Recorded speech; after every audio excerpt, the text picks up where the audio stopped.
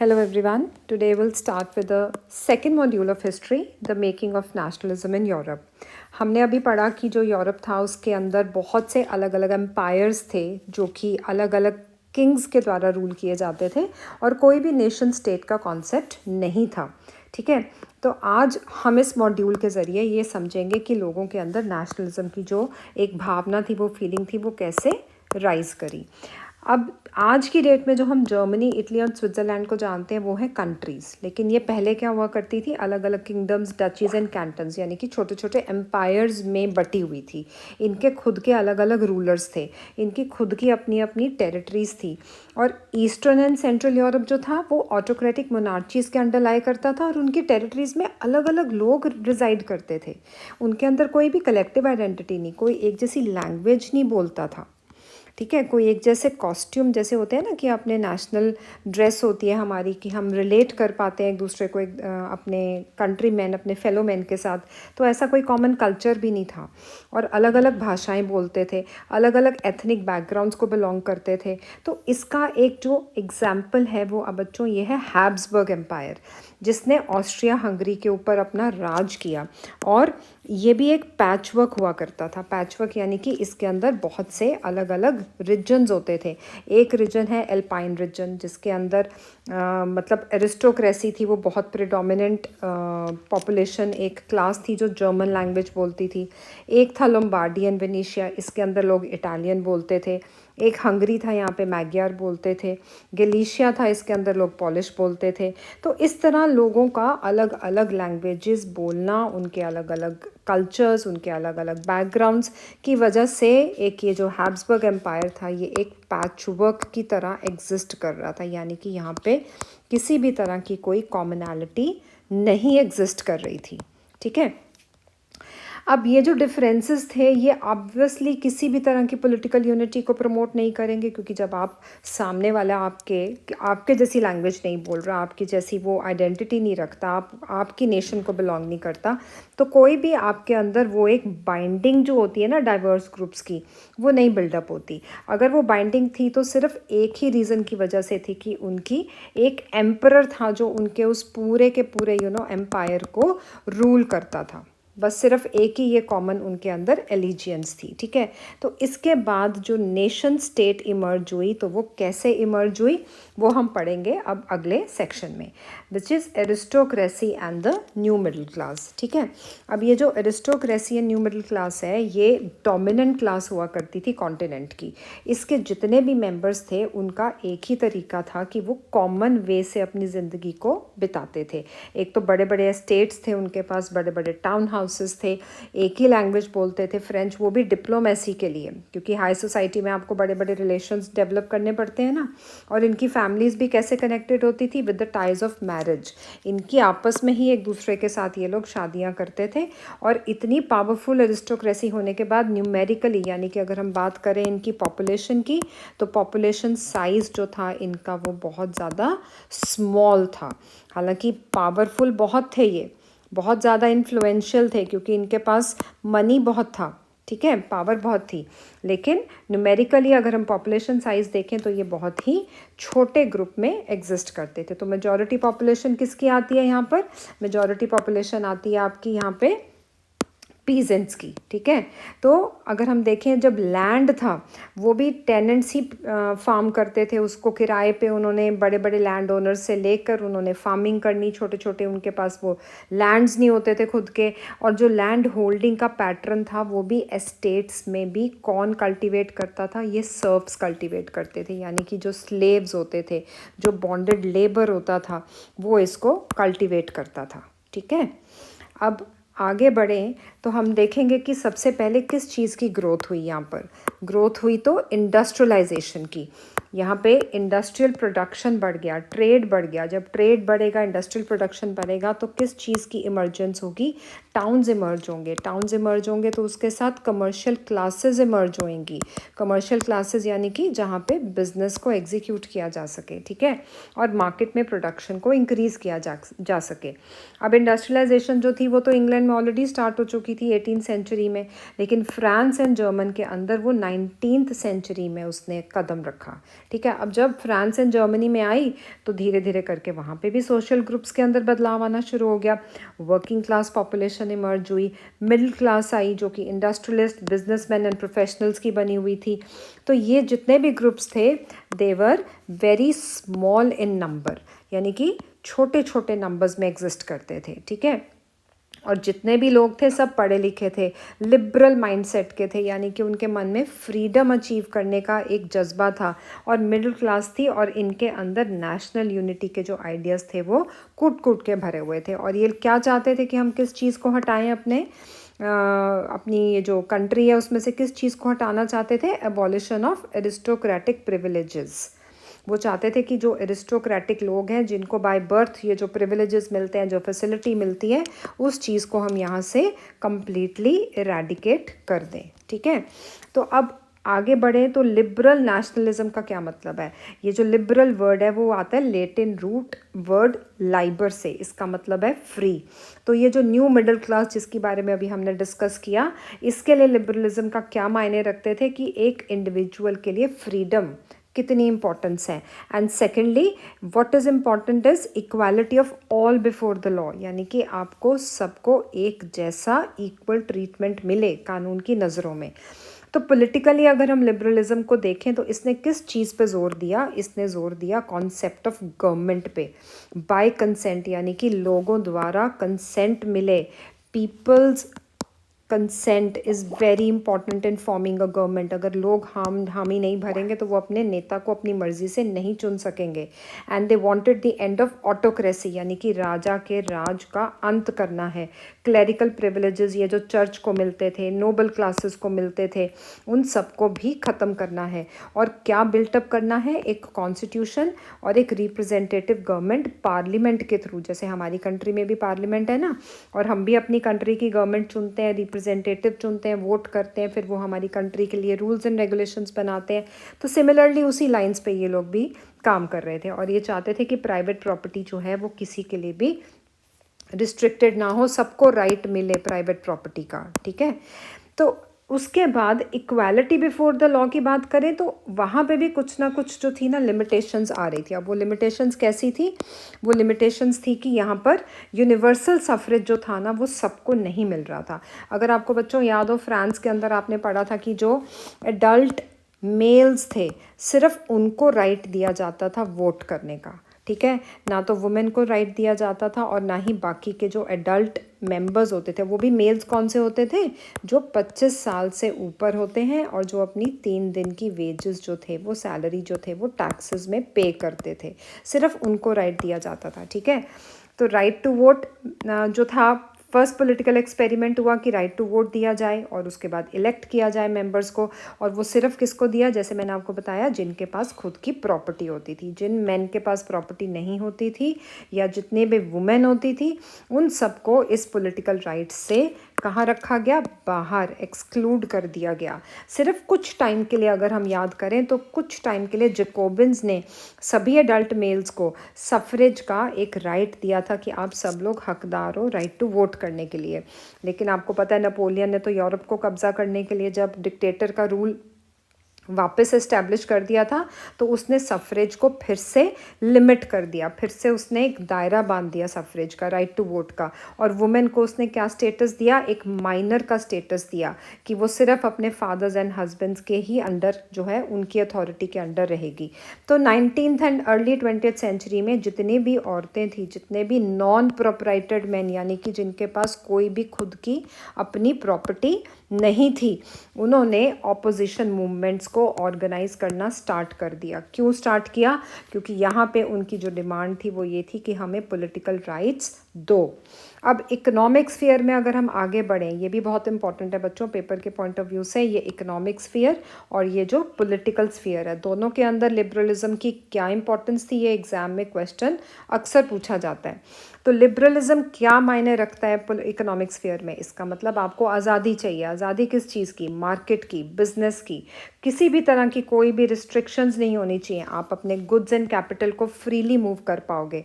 और 19th century में बहुत ज़्यादा स्ट्रांगली इस डिमांड को मिडिल क्लास ने आगे पोर्ट्रे किया, आगे पुट फॉरवर्ड किया। तो लेट्स हम take an example of a German speaking region, ठीक है। वहाँ पे नेपोलियन ने क्या किया? नेपोलियन ने तो आपको पता ही है कितने सारे एडमिनिस्ट्रेटिव मेजर्स उसने कंटिन्यू करे थे पूरे यूरोप के अंदर। उसका आपको कोड तो याद होगा, सिविल कोड ऑफ 1804, ठीक है। तो बहुत सी काउंटलेस स्मॉल प्रिंसिपैलिटीज़ थी जहाँ पे 39 स्टेट्स को उसने एक साथ कॉन्फेडरेशन में बांध के रखा हुआ था। अब इनकी खुद की करेंसी होती थी, खुद के वेट्स एंड मेजर्स होते थे। तो हम बात कर रहे हैं, एक मर्चेंट अगर मान लो ट्रैवल कर रहा है हैम्बर्ग से न्यूरमबर्ग की तरफ और उसको अपने गुड्स बेचने हैं, तो उसको कितने कस्टम बैरियर्स में से पास होना पड़ेगा? 11 कस्टम बैरियर्स को क्रॉस करना पड़ेगा। और हर एक कस्टम बैरियर पे बेटा कितना टैक्स पे करेगा, कितनी ड्यूटी पे करेगा? 5%, ठीक है। और ड्यूटीज़ जो थी वो कैसे लगती थी कि आप कितना वेट अपने साथ कैरी कर रहे हो, कितना कपड़ा आप मेजर करके अपने साथ लेकर जा रहे हो, इसके अकॉर्डिंगली उसको ड्यूटी पे करनी पड़ती थी, ठीक है। And that was a very time consuming calculation. मतलब यहाँ पे जो LA है, एक रीजन में अगर मान लो अगर आप एक रीजन में ट्रैवल कर रहे हो, अगर वहाँ पे 1 LA है, वो कहीं कहीं 60 सेंटीमीटर मेजर करता है, तो कहीं कहीं 55 सेंटीमीटर मेजर करता है। तो इससे कितनी दिक्कत आती थी उन ट्रैवलर्स को, उन मर्चेंट्स को, उन बिजनेसमैन को, जो हर एक रीजन को क्रॉस करते हुए अपना सामान जो थे वो कैरी करते थे। तो ऐसी जो कंडीशंस थी वो एक बहुत बड़ा ऑब्स्टेकल आ रहा था, क्योंकि ऐसे आपका इकोनॉमिक जो एक्सचेंज है वो बहुत ज़्यादा स्लो प्रोग्रेस करता है। तो उन सब ने आर्ग्यू किया कि हमें अब एक ही यूनिफाइड इकोनॉमिक टेरिटरी चाहिए भाई। अब हमें इस तरह की ऑब्स्टेकल्स को फेस नहीं करना। हमारे गुड्स मूव कर रहे हैं, उसमें भी हमें हिंड्रेंस आ रही है, हम लोग खुद ट्रैवल करते हैं, हमारा मनी ट्रैवल करता है, सब में हमें रुकावटें आ रही हैं। तो उसके बाद क्या हुआ? 1834 के अंदर बच्चों एक बहुत इम्पॉर्टेंट जो था, ये कस्टम यूनियन, जिसको ज़ोल्वरिन के नाम से जाना जाता है, ये प्रशिया ने एक बहुत बड़ा इनिशिएटिव लेके बनाया और जर्मन स्टेट्स ने भी प्रशिया को इस टास्क में ज्वाइन किया। और ये बच्चों बहुत इंपॉर्टेंट क्वेश्चन है, ये पेपर में अक्सर पूछा जाता है एज अ वन वर्डर। ये क्वेश्चन हमेशा एग्ज़ाम में आता है, तो आप इसको हमेशा ध्यान में रखिएगा, ठीक है। उसके बाद इस यूनियन ने क्या क्या किया? इस यूनियन ने सबसे पहले तो जितने भी टैरिफ बैरियर्स थे ना, उन सबको रिड्यूस कर दिया कि भाई अब आप कहीं भी ट्रैवल करो, आपको कोई भी यहाँ पे ड्यूटी नहीं पे करनी पड़ेगी। जो 30 से ज़्यादा करेंसीज थी ना, उसको रिड्यूस करके सिर्फ 2 करेंसीज पे आ गए कि बस आपको अब ये थोड़ा ना, आप जितनी बारी बैरियर क्रॉस करोगे या कोई भी एम्पायर में ट्रेड करके दूसरे एम्पायर में जाओगे या किंगडम में जाओगे, तो आपको बार बार नोट बदलने पड़ेंगे। अब सिर्फ और सिर्फ 2 करेंसीज रह गई थी। और उसके बाद तीसरा जो उन्होंने इंपॉर्टेंट स्टेप लिया इस यूनियन ने, कस्टम यूनियन ने क्या किया? नेटवर्क ऑफ रेलवेज कर दिया कि अब आपका जितना भी माल है, जितना भी आपका गुड्स हैं, उनकी मोबिलिटी के अंदर किसी भी तरह की कोई रुकावट नहीं आएगी और इकोनॉमिक ग्रोथ जो होगी वो बहुत बढ़िया तरीके से काम करेगी। और इस तरह से आपकी नेशनल यूनिफिकेशन जो है वो भी एक बहुत बड़ा एक स्टेप होगा नेशनल यूनिफिकेशन की तरफ, ठीक है। अब उसके बाद आगे हम बढ़ते हुए मूव कर रहे हैं नेक्स्ट टॉपिक पे, which is a new conservatism after 1815। अब ये जो कंजर्वेटिज्म है, इस वर्ड से क्या जानते हैं आप? इस वर्ड को पहले समझ लेते हैं। कंजर्वेटिज्म का मतलब है एक political philosophy that stress the importance of tradition, established institutions and customs and preferred gradual development to quick change. यानी कि ऐसे लोग जो ज़्यादा बदलाव करना नहीं पसंद करते थे, उनको ट्रेडिशन और पुराने कस्टम्स और कल्चर के अंदर ही उनका एक जो उनकी सोच थी वो पुरानी थी। They were not open to the new change. तो कंजर्वेटिव्स का मतलब था कि आप ट्रेडिशनल इंस्टीट्यूशंस को इस्टेब्लिश कर दो स्टेट एंड सोसाइटी के अंदर, जैसे मोनार्ची चली आ रही है, चर्च चल रही है, सोशल हायरार्कीज जा रही हैं, प्रॉपर्टी ओन्ड मैन है, ठीक है। तो इनको प्रिजर्व करो। ये लोग कभी भी लिबरलिज्म के हक में नहीं थे, इनका सोच बिल्कुल लिबरलिज्म से अलग था। लिबरल्स और कंजर्वेटिव्स की आपस में कभी भी बनी नहीं। तो जितने भी कंजर्वेटिव्स थे उन्होंने कभी भी प्रपोज नहीं किया कि कि हम वापस से उन डेज़ में जाएं जहां रेवोल्यूशन से पहले वाला जो एक सिनेरियो होता था. They did not propose, they didn't want to return to that society. उनको लगा कि जो चेंजेस इनिशिएट किए ना नेपोलियन ने, तो वो बहुत बढ़िया किए, लेकिन वापस से उनको क्या चीज़ पसंद थी? ट्रेडिशनल इंस्टीट्यूशंस, यानी कि मोनार्ची का रूल बहुत ज़्यादा उनको अच्छा लगता था. उनको लगता था हम वैसे ही खुश हैं. उनको लगता था कि मोनार्ची से जो स्टेट है ना, वो बहुत पावरफुल तरीके से काम करती है, बहुत एफिशिएंट तरीके से काम करती है, बहुत इफ़ेक्टिव तरीके से काम करती है. लेकिन उन्होंने क्या फ़ायदा उठाया नेपोलियन के आने के बाद, जब नेपोलियन डिक्टेटर बना और सब उसका जब वो हार गया था बड़ी बड़ी पावर से, ये ब्रिटेन, रशिया, प्रूशिया, ऑस्ट्रिया, सब ने मिलकर नेपोलियन को इकट्ठे हरा दिया था. तो जब ये कंजर्वेटिव्स आए था, तो इनको जो चीज़ नेपोलियन ने सेट करके दी थी ना, तो कुछ चीज़ें तो इन्होंने रख ली. जैसे कि modern army, which was one thing जो नेपोलियन ने सेटअप करके दी. उसके एक एफिशिएंट ब्यूरोक्रेसी, जो उसने डिप्लोमेटिक रिलेशनशिप्स इस्टेब्लिश किए थे. एक डायनामिक इकोनॉमी इस्टेब्लिश करके दी उसने, ठीक है. और उसने जो फ्यूडलिज्म को ख़त्म किया, यानी कि जो लैंड्स के ऊपर जो काम करने का एक जो डिवीज़न ऑफ लैंड होता था, किंग ने नोबल को देना या नोबल ने आगे नाइट्स को देना, नाइट्स ने आगे पीजेंट्स को देना, वो सब ख़त्म कर दिया. सर्फडम यानी कि बॉन्डेड लेबर ख़त्म कर दिया. तो उन्होंने ये सब चीज़ें जो थी वो इंक्लूड रखी अपने मोनार्ची, अपने ट्रेडिशनल सिस्टम ऑफ पावर में, या आप कह सकते हैं जो रूल किया उन्होंने कंजर्वेटिव्स ने. और साथ के साथ उन्होंने मोनार्चीज़ को भी वापस से ज़िंदा रखा, ठीक है. तो इस तरह से हम यहाँ पे अब कंजर्वेटिव्स के बारे में आगे और स्टडी करते हैं. 1815 में यूरोपियन पावर्स थी, जैसे मैंने आपको बताया, ब्रिटेन, रशिया, प्रूशिया, ऑस्ट्रिया, इन्होंने मिलकर नेपोलियन को हराया. और वियना में ये सब लोग इकट्ठे हुए और यूरोप के लिए इन्होंने सेटलमेंट करी, क्योंकि यूरोप तो अब नेपोलियन के हाथ से जा चुका था. नेपोलियन तो हार चुका था भाई. इन चारों पावर्स ने मिलकर नेपोलियन को क्या किया? हरा दिया ना. तो अब ये चार पावर्स डिसाइड करेंगे कि यूरोप की डेस्टिनी कैसे हम लोग शेप अप करेंगे. तो वहाँ पे कौन आया सबसे पहले उस मीटिंग को होस्ट करने के लिए? ड्यूक मेटर्निच, ये एक ऑस्ट्रियन चांसलर था. तो सभी जो डेलीगेट्स थे ना इन चारों पावर्स के, रशिया, प्रूशिया, ऑस्ट्रिया और ब्रिटेन के, इन्होंने एक ट्रीटी साइन की वियना की 1815 की. इन्होंने बोला कि नेपोलियन ने जितने भी चेंजेस किए थे हम उन सबको अनडू कर देंगे, यानी कि वापस करेंगे. जो पहले से सिस्टम एग्जिस्ट करता था वापस वैसे ही चलाएंगे. तो जो बर्बन डायनेस्टी आपने पढ़ा होगा ना 9th में, लुई 16 वगैरह, ये सब भगा दिया था इनको वापस से इन्होंने जो है पावर में रीस्टोर कर दिया. यानी कि जो भी उस टाइम बर्बन डायनेस्टी का किंग था उसको राजगद्दी पे थ्रोन पे उसको एक पावर दे दी, ठीक है. अब इन्होंने बोला कि जो फ्रांस है और उसकी जो बाउंड्री है ना, उस बाउंड्री को फर्दर एक्सपैंड होने से हमें बचाना है. तो उस करके इन्होंने क्या किया? फ्रांस की एक्सपेंशन ना हो उसकी बाउंड्रीज़ पे, उन्होंने नीदरलैंड्स, जिसके अंदर बेल्जियम है, और उसको सेटअप कर दिया नॉर्थ के अंदर, ठीक है. जिनोआ जो था वो पाइडमोंट में उन्होंने साउथ में दे दिया, राइट. अब जो प्रूशिया था वो ऑलरेडी इतना पावरफुल था, तो उसको वेस्ट के फ्रंटियर्स दे दिए, ठीक है. ऑस्ट्रिया को कंट्रोल दे दिया यहाँ पे नॉर्थ इटली का, ठीक है. अब जर्मन कॉन्फेडरेशन जो थी 39 स्टेट्स की, जो नेपोलियन ने क्रिएट करी थी, उसको इन्होंने नहीं छेड़ा. और ईस्ट में क्या दिया? रशिया को पोलैंड का पार्ट दे दिया और प्रूशिया को सैक्सनी का पार्ट दे दिया. तो इस तरह से क्या किया उन्होंने? इस फ्रांस के बॉर्डर्स को उन्होंने यहाँ पे अलग अलग किंगडम्स के अलग अलग टेरिटरीज उन्होंने यहाँ पे जो थी एस्टैब्लिश कर दी. यानी कि यहाँ से फर्दर एक्सपैंड नहीं करेगा, ठीक है. सीरीज ऑफ स्टेट्स एस्टैब्लिश कर दी, ठीक है, फ्रेंच की बाउंड्री पे. अब जो कंजर्वेटिव रजीम था वो 1815 में सेटअप हुआ. अब ये तो सारे ऑटोक्रेटिक रूल को बिलीव करते थे, यानी कि किंग के रूल को उन्होंने बिलीव करते थे. और वो किसी भी तरह का अपने प्रति कोई क्रिटिसिज्म या कोई भी उनके अगेंस्ट कुछ बोले वो टॉलरेट नहीं करते थे. अगर कोई करता था तो ऐसी एक्टिविटीज़ को वो रोक लगाते थे, कर्ब करते थे, ठीक है.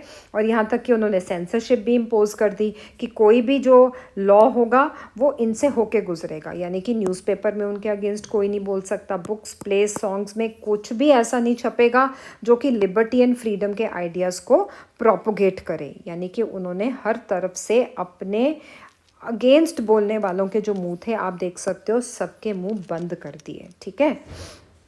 अब यहाँ पे हम बात करते हैं आगे रेवोल्यूशनरीज़ की.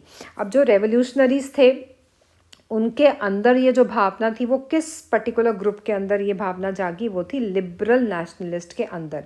तो अब ये अंडरग्राउंड हो गए। इन्होंने बोला कि अगर हमने खुल के कुछ किया तो भाई ये तो सेंसर कर देंगे हमारे आइडियाज़ को, है ना, हमें कुछ करने नहीं देंगे। तो इन्होंने सीक्रेटली सोसाइटीज़ जो थी ना वो बिल्डअप करनी शुरू कर दी। इन्होंने रेवोल्यूशनरीज़ को ट्रेनिंग देनी शुरू कर दी, उनके आइडिया स्प्रेड करने शुरू कर दिए, ठीक है। और इन्होंने मोनार्चियल फॉर्म्स को अपोज किया कि अब से कोई भी किंग का रूल नहीं होगा, ठीक है। उसके बाद क्या हुआ, इन्होंने लिबर्टी एंड फ्रीडम के लिए लड़ना शुरू किया और इन्होंने देखा कि जितने भी रेवोल्यूशनरीज़ हैं ये किस तरफ बढ़ रहे थे, नेशन स्टेट के आइडिया को क्रिएट करने के लिए। इनके मन में ये था कि अब हमने फ्रीडम के लिए अपनी जो स्ट्रगल है ना वो अब अपना मेन हमने एक मोटिव बना लिया है। तो ऐसा ही एक इंडिविजुअल था गिउसेप्पे मज़ीनी।